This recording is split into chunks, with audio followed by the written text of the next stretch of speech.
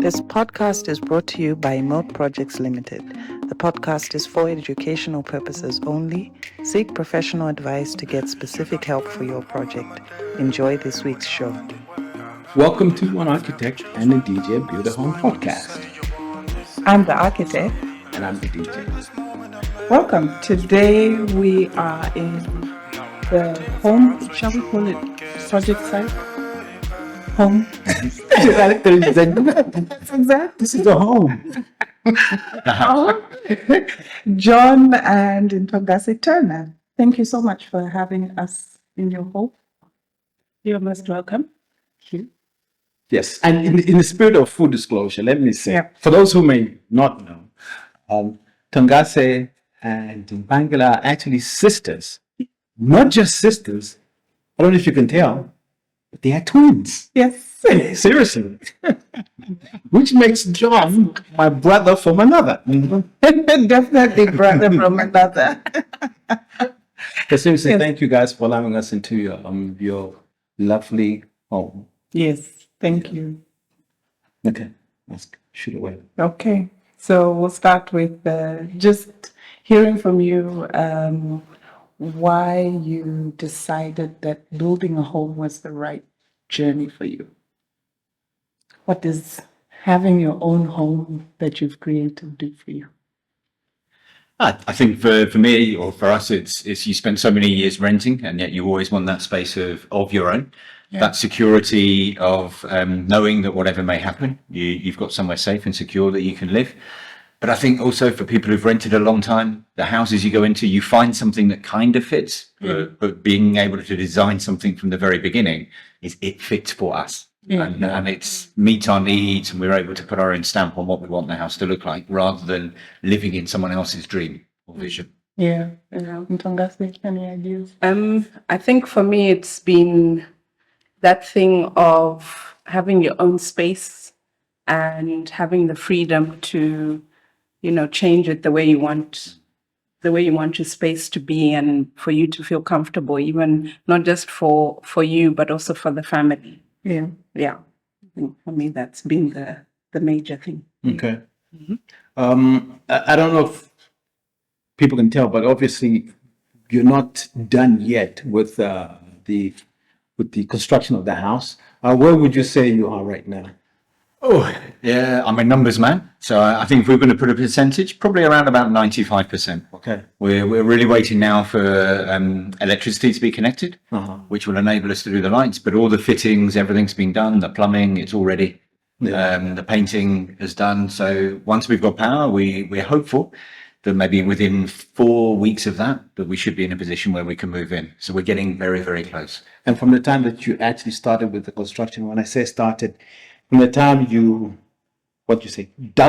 started digging the foundation to where you are right now, how long has that taken? How old is Zoe? Zoe was also cheese. Zoe was basically, Zoe was about 7 years ago when we first found out about the land. Yes. Okay. And from so we're about 7 years from when we first found out about the land until where we are now. Wow. We've never put deadlines on ourselves. It was never we must have it done and have to moved in by then. It was also always about we'll do it as and when we're able to. Right.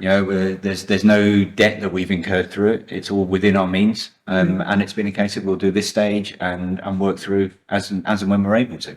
We would have loved to have moved in 5 years ago. There would have been anything. But the fact is that we've been able to do it at our own pace, and not putting pressure on. We're fine. We'll be in soon. Yeah. So in terms of the building experience, talk to us about that. How did you decide to go about the building process, and who was involved? How was it for you? How did you find it generally? I think the first thing obviously was we engaged an architect, an amazing architect, who just basically asked us, okay, what exactly do you want for your space? And I think from there, then they were able to design a house that catered for all our needs. I think not only that, they were able to interpret a little pencil drawing Yeah. that we Yeah. did with the sketch, and they kind of looked at it and went, yeah, you don't know what you're doing, but they were able to make sense of it and Yeah. come up with the design. And it's amazing that what we have now Yeah. isn't that far removed. I think the only difference is one window here in terms of our original design, and so great work from our architect. Amazing. Genius Oh my architect. goodness. Amazing. Yeah. Yeah. Yeah. Yeah. So after the architect, how did? So then after the architect, I think one thing that was very helpful to us is that architect knew of, sort of encouraged us to get somebody who knew about the whole building process. So we engaged a building contractor, and basically we had him from the start to finish. We've had him for the whole 7 or 8 years. So even as you were going through the different stages, you've used the Yes. same Yeah, person. we've used the same. And with him being an experienced builder, what was awesome for us is he didn't just have a group of guys who did all the work. So he had a team that was specialised in doing the slab, then a different team that came on board to do the building work, and a different team for the roof. So that gave us a lot of confidence in him. The guys that were coming on site were specialised in the areas that they were worked with, and they'd had the experience. And yeah, we've been really blessed with being such a great builder in terms of the work that he's done here. But I think also the nice thing is that the advice he gave to us, Yeah. you know, like so the advice would be, you know, when it came to like fittings, for instance, he'd say, look, you can go this route, you can get the items quicker and cheaper, but you can also use this route, which some of the items will be expensive, but they'll last you longer. So I think for us, it was also great that we built up a relationship with the builder. That we got to a point where, you know, we were like, if we were unsure of things, we were able to then call him, or he would ask us if he's on site, he would ask us, oh, this is happening here. Do you want this to be here? And then, yeah, so it was a great relationship that was built. And he's been very flexible as well. Yeah. We've changed things along the way. So the chimney behind us is a real case in point. I think this is the first chimney he'd had experience in building. So he had to go off and do some research. And then having built it, we said, we don't want a flat roof. Why would we cover up most of this beautiful chimney? And so we've done the gabled roof, or ceiling rather. And he's been at every step very flexible in terms of there's times when he's built walls that we've knocked down and put them back up again. I guess, there's that mantra of the client being right. But I'm sure he may have rolled his eyes a number of times over the phone when we're having conversations, but he was incredibly flexible in terms of accommodating our feels and sort of changes of mind or whatever as we've gone along the way. Because sometimes you only get to see it once it's there, that you think that doesn't actually work, or wouldn't it be good if? And so he's been really, really flexible in that regard. When it comes to the construction of the house as a couple, how did you handle that? Did you do everything together, or did you allocate certain tasks to one person? It'd be interesting to find out how you tackled that. Every decision we've made, of course, along the way has been united. With obviously Nthongase's opinion being right All the time. But it's always been a united process that we've gone through, and I think it's been a really powerful focus for us as a couple, and I think it's really sort of helped pull us together in terms of that shared vision and understanding each other's desires and needs in terms of the house. I think I've kind of picked up a little bit more of dealing with the builder on a day-to-day basis after we've had those discussions. And certainly with some of the other contractors, the guys who've done the floor and the other areas in here. You work very closely with the guy for the windows. So we obviously, being a creative myself, and the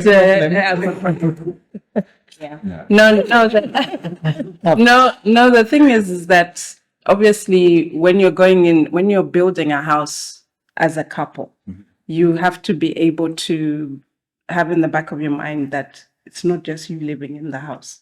It's also going to be your friend. Yeah. So we sort of throw out ideas or our. Is that we or I threw out ideas? I'll come into that. And then you listen to the problem. So go on Pinterest and be like, "Oh, this is nice. What do you think? This would be really nice for that area." And then he'll be like, "Mm-hmm." And then I'm like, "Okay, let me tone it down."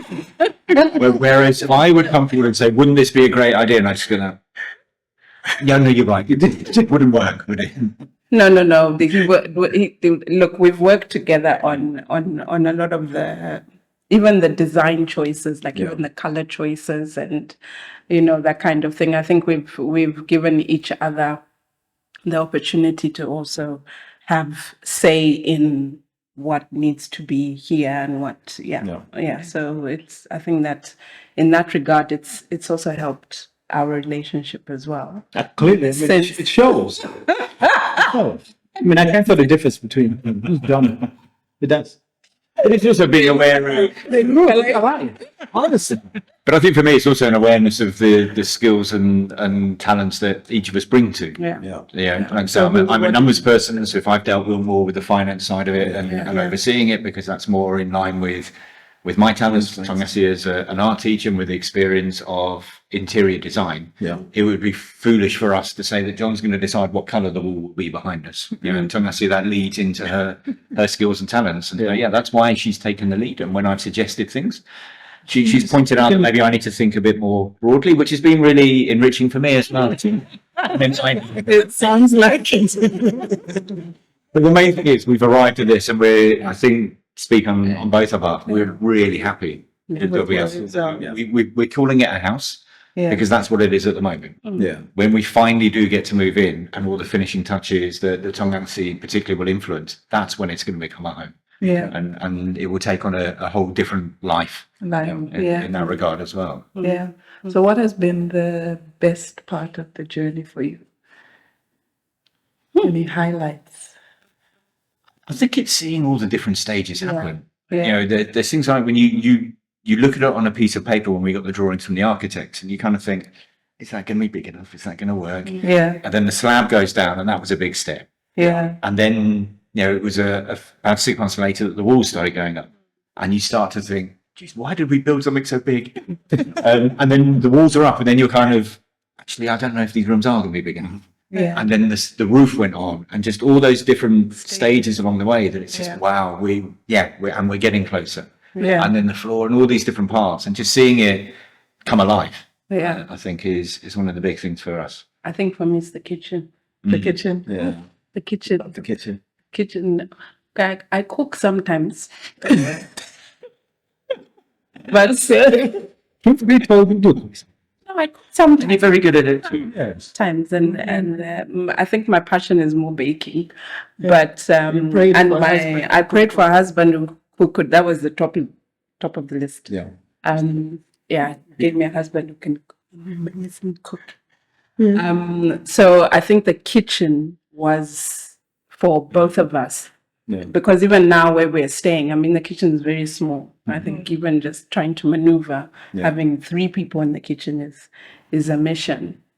But when we come here and we have a look at the kitchen that has been created, we can already picture that when I'm baking, he's cooking, and there's no fighting for space. And, so I think it's, all those, the dreams that you'd have of, I want a big kitchen because really the kitchen is the heart of the home, I think, because that's where you get to hear about, everybody's day. And so for me, that was when I saw the kitchen, I was like, oh, this is nice. I think you're right. I mean, the one thing with it, so our kitchen now is very small. We don't have a lot of workspace, and we've got this great big stove. And so we've built the kitchen, and the stove dominates the kitchen we have now. But with the one we've got now, we've made the space for the stove, and I'm not convinced it's big enough. Every time I come in, I have to measure the space to make sure our stove will fit in there, because the kitchen is so big. But we, with the thoughts, and when we worked with our architect, it was very much about a lot of flow in the house. We do love to entertain. And we do love to gather. We have a church community group that's in our house at the moment. That's just too small, the house now. So we love to have something where you've got that flow, that people are entertaining. You can be in the kitchen, people can be here. It just all bred through. And you're right. The kitchen is going to be a very special place for us. Because we spend a lot of time in there, and it is the heart of any family home, I think. Yeah. And with that, what have been the not so good parts and experiences when it comes to building? Spending money. So when you have that the bonus or whatever, and you're like, oh, my account is looking nice, and then 2 minutes Then you later, remember. it's gone. Yeah. Or it's the thing like in the house we live now, we have 11 sockets for power and a whole load of extension cables. And we said, look, when we move, we're not having extension cables. So we're going to put sockets. And that's all great until the time you've got to go to the shop to buy. And you walk in and how many is it we need? 40. And then you see the price of one and it's like, okay. No, we said that's what we want. This house does have a lot of software.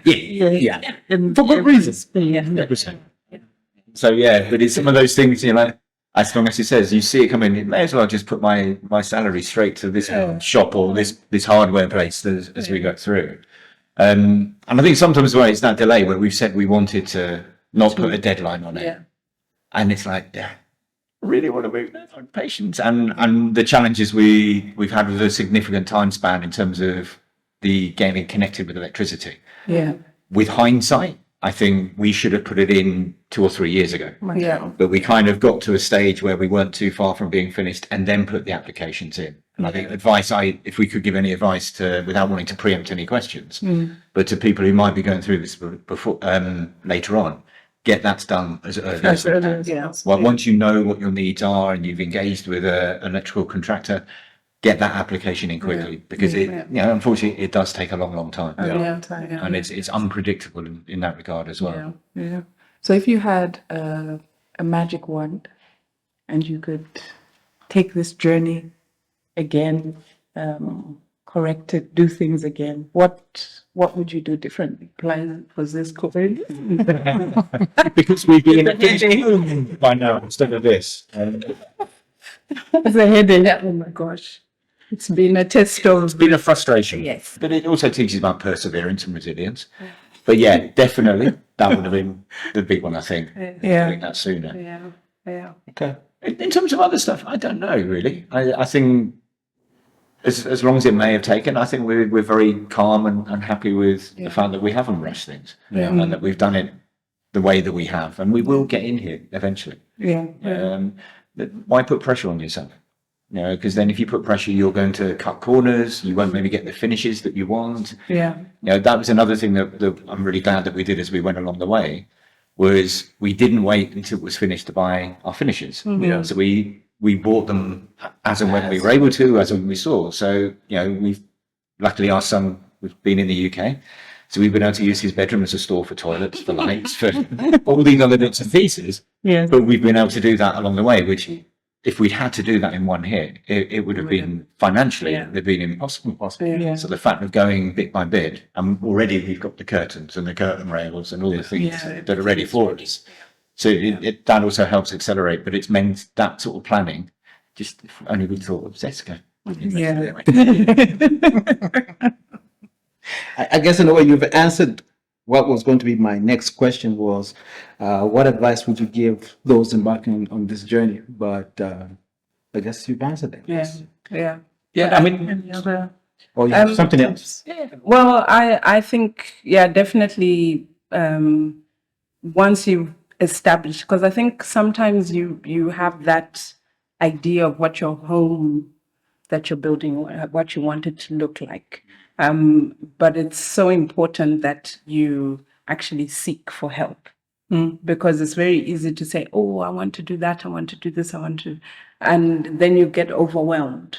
So it's always good to seek for help. And now in Zambia, especially in Lusaka, you do have people who are qualified in the design field, whether it's the architect or or builders or contractors who are qualified and can give you good advice on how to go with the journey, because I think a lot of times, obviously, as human beings, we want everything done now. Yeah. But the thing is, everything done now, there will always be problems that will come afterwards. So it's so important that you are patient enough to seek for help. Just making sure that you are seeking the right advice, right help from the right people. From the right From people. the right people.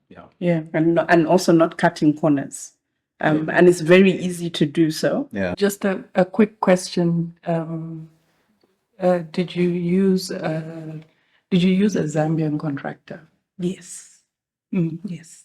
Yeah, and I must admit, we've been so impressed with the work that's happened, as have many people when they've come to see it at different stages. Yeah. Yo, that wall is straight. or they're surprised at the level of craftsmanship that's gone in. I mean, the lead of the team that was doing the building work, the block work, phenomenal man. Yeah. Who has taken huge pride in the fireplace that it's created behind. And the thing I was going to tap into talking about there as well is, I think when you build, you've got two choices. You can find a builder, and then you take it upon yourself to run around and get all the materials. Yes. And maybe that might be a little bit cheaper. We've very much gone the way with our builder that they have procured all of the equipment, all of the materials, the sand, whatever. You have to have faith and trust the builder that they're going to get decent quality materials, and they're not going to buy blocks from somewhere that isn't of such a high quality as somewhere else. Yeah. But we've been really fortunate with the builder we've worked with, that they've been so upfront, so open, and even said, look, I could do this, but I'd recommend this. Yeah. No problem. We trust you and we go with it. Yeah. And that's made it far less painful. Yeah. Having a contractor who's taken on to do all of those, because when you cost your time, your fuel running around, and a builder who would work in this way, I assume, will get special builders, contractors rates from some of the suppliers. Yes. So probably in the end, it's probably would work out the same, if not maybe cheaper going that way. Yeah. But it's certainly made it a less painful approach of doing it. Yeah. It actually sounds like this has been a calm, It does. calm journey. They don't look Stressed. Not at all. And the other thing we find as well is, with all the different people that we've used for the floors, the windows, don't ever be afraid to recommend. Oh, yeah. I think the guy who's done our floors, and he ground our kitchen countertops, and in the bathroom, we've recommended him to so many different people, and he's got a lot of follow-up business. Yeah. But that comes from how he has been. If he had not done a good job, if he had been open with us. I remember he came in and spoke to us about the colour we wanted on the floor. And he said, look, John, I know that you're not the one to talk to. I have to speak to Mrs. And wise man, But he came back he visited us with 5 or 6 different samples of white stone, different sizes, different elements of whiteness, and said, look, which one do you want to work with? Yeah. And we've been really blessed of having so many good guys. And we've got no problem with recommending. And I know that our different groups have benefited from follow-up business, because we said that. So when you do come across some really good craftsmanship, talk about it. Take the appraise. So the same way we're saying ask for help. We know if other people are building, right, if you need someone, call this person. Call that. They are really, really good. Yeah. And it's been a pleasure to be able to do that as well. And we'll put the details in the description for the show, so that if anybody wants to reach out to them, they can. So we promote the fact that there's actually good workmanship, good Zambian workmanship. Just be prepared for strange phone names in your contacts, like you've got Georgie Floor, or Windows, or whatever. That's how we remember it. Thank you for that. All right. Yeah. Want to thank you for allowing us into your nice home. And next time we come, I'm sure it'll be done. You'll have electricity. Maybe we can walk around and take some videos of this new and beautiful house. Yeah. Before we go though, we have what's on your playlist. So I don't know if you're going to pick a song as a couple, since you've been brought together. This journey has brought you two together. I'm sure you can read each other's minds. You can pick one song that's been on your playlist. I think Nthogase's best place to answer that one. I know what comes to my mind, but You let Nthongase pick. and see if she picks the same song. Is that one? I think for me, and songs that we listened. We had the pleasure of being able to see Travis Green in concert last year, Really talented musician. It speaks volumes into our world, because we've not really talked much about our faith and prayer through this whole process, but that's playing a pivotal role. And I think if there was a song that we both recognise that he talks into a lot, is "You Made a Way." Yeah. Okay. And I think that talks about what we've been able to achieve here. It's through faith and so on. That God is the one who's done all of this ultimately. Oh, wow. And he's made a way. Very nice. Travis Green, You Made a Way. Okay. When our backs were against the wall.